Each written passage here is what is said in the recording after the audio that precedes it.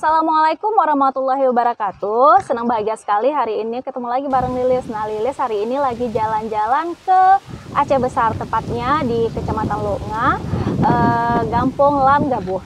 Nah, hari ini Lilis pengen ngobrol-ngobrol nih sedikit sama Pak Yusran. Nah, kebetulan Pak Yusran ini kecil di Desa Lam Gabuh. Kita kenalan dulu ya sama Pak Yusran. Halo Pak, apa kabar Pak? Kabar baik.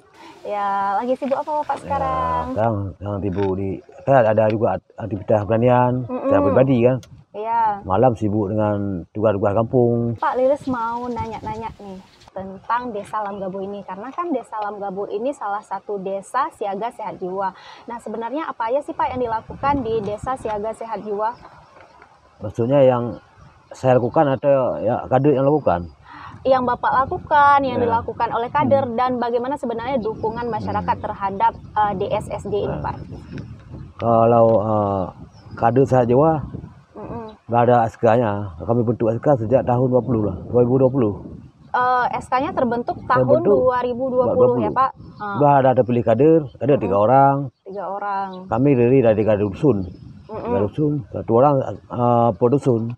Oh, jadi Desa Lam Gabuh ini ada 3 dusun ya Pak? Dusun, ya. Per dusunnya ada salah satu kader DSSJ. Ya, betul. Oke. Ya. Nah, apa aja Pak yang dilakukan oleh kader-kader tersebut? Pertama pendataan. Kemudian ada pemantauan lagi. Pemantauan misalnya gimana tuh Pak? Pemantauan kegiatan yang misalnya yang yang dan normal jiwa itu kan. Pokoknya ada mengganggu keamanan misalnya, mengganggu keluarga. Oke. Datang ke mantau ke keluarga-keluarga yang bersangkutan. Kemudian pendataan. Kemudian ada bantuan, ada ya bentuk fisik, ada juga bentuk pelatihan, ada juga kan. Bantuan modal dalam bentuk barang, misalnya bibit ayam misalnya. Bibit ayam. Ini untuk orang-orang yang kapasitas yang untuk yang ternak ayam. Ternak ayam. Yang dikasih bibit, dikasih simpan. Ini untuk si ODGJ tadi ya Pak? Ya. Oke. Nah, selain misalnya ada bantuan ayam, terus ada apa lagi Pak? Pernah juga pendampingan sosial. Pendampingan sosial, apa itu Pak misalnya? Misalnya mengajak orang ini berbaur dengan masyarakat, berteman misalnya. Ya, pokoknya orang ini jangan menetap di rumah misalnya. Ajak keluar misalnya. Untuk mengajak keluar orang kurang sehat jiwa itu payah memang. Payah ya Pak? Kadang-kadang keluarga payah juga. Jadi saya melihat kan orang MPR menambah skill yang mengajak. Kemudian pendampingan ekonomi. Kalau yang pertanian ada juga pertanian misalnya dikasih bantuan untuk mengolah pupuk non-organik. Saya juga penasaran nih dengan apa yang sebenarnya yang Bapak lakukan terhadap Desa Lam Gabuh gitu, terhadap ODGJ yang ada di Desa Lam Gabuh selama ini. Bapak nih sebagai aparatur desa nih. Saya sebagai kecil Kampung Lam Gabuh. Iya. Ya, saya sudah memfasilitasikan untuk orang-orang yang orang jiwa. Pernah saya ajukan ke Musembang, mereka kampung, dan sudah dicatat ke perusahaan rapat bersangkutan, kan. Kemudian kami juga ajukan ke kecamatan, ya. Itu sampai ke kecamatan, jadi kan dibuat penangkingan, tapi kan nanti dibuat ke forum di Purnaya, tapi dibuat penangkingan, tapi yang pembiayaan itu pasien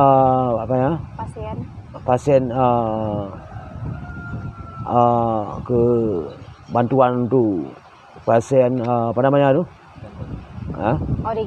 ODGJ-nya, tapi jatuh ke sana.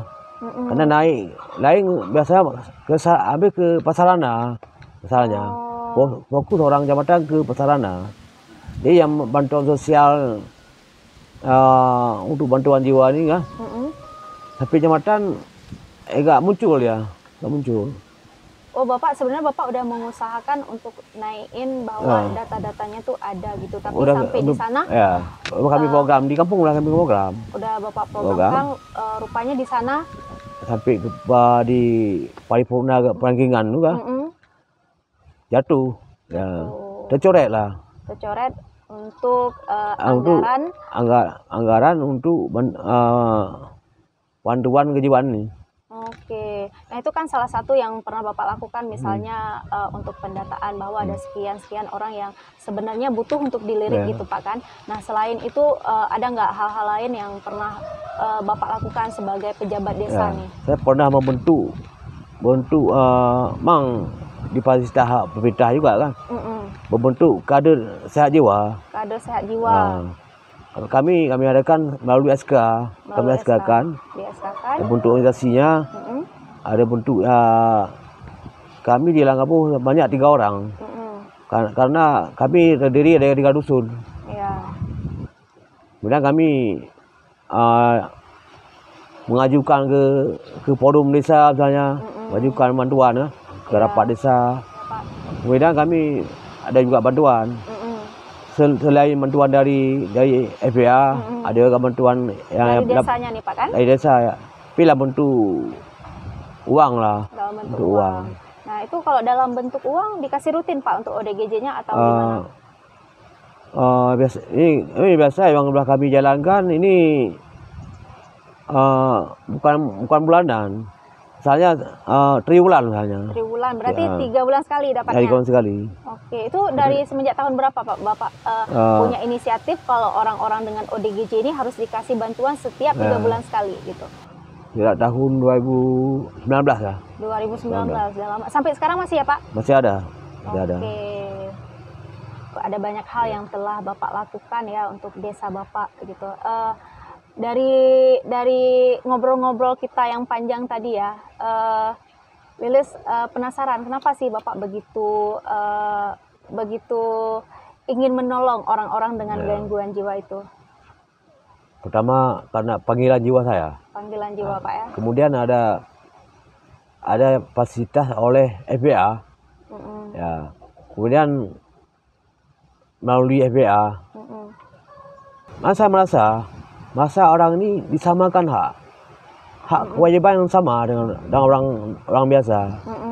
Mengapa orang ini dikategorikan misalnya disampingkan? Berarti dulu ada diskriminasi gitu ya Pak?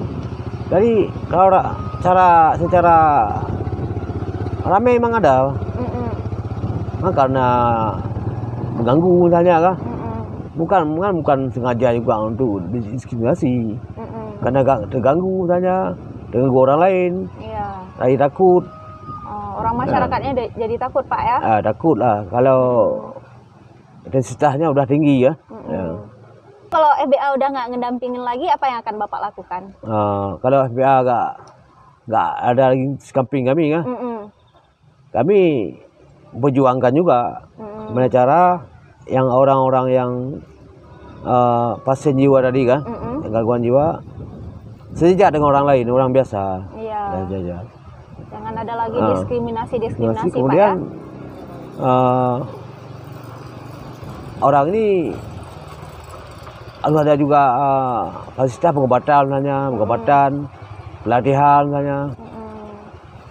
Pak, terima kasih Pak atas waktunya udah mau ditanya-tanya sama Lilis tentang Gampung Bapak ya, Lamgabo. Lilis berharap Gampung Bapak semoga semakin jaya, terus orang-orang yang dengan gangguan jiwa bisa dilihat sama lah oleh masyarakat yang lainnya. Oke, jadi buat teman-teman semuanya di rumah, inilah wawancara Lilis dengan Pak Yusran hari ini. Jadi ada banyak sekali hal yang dapat kita ambil kesimpulan dari wawancara hari ini. Salah satunya bagaimana kita melihat orang itu harusnya setara semuanya, nggak ada yang di bawah, nggak ada yang di atas, karena Allah tuh sebenarnya menciptakan manusia semuanya sama. Dan kita juga berharap berharap desa-desa yang lain atau gampung-gampung yang lain juga bisa mengikuti Gampung Lamgabuh gitu ya, salah satu gampung yang dinobatkan sebagai Gampung DSSG, Desa Siaga Sehat Jiwa. Akhir kalam, saya Lilis mengucapkan terima kasih buat teman-teman semuanya. Semoga wawancara kita hari ini atau diskusi hari ini dengan Pak Yusran bisa diambil manfaatnya, dan semoga desa-desa yang lain bisa melakukan hal yang sama seperti yang dilakukan oleh Pak Yusran. Assalamualaikum warahmatullahi wabarakatuh.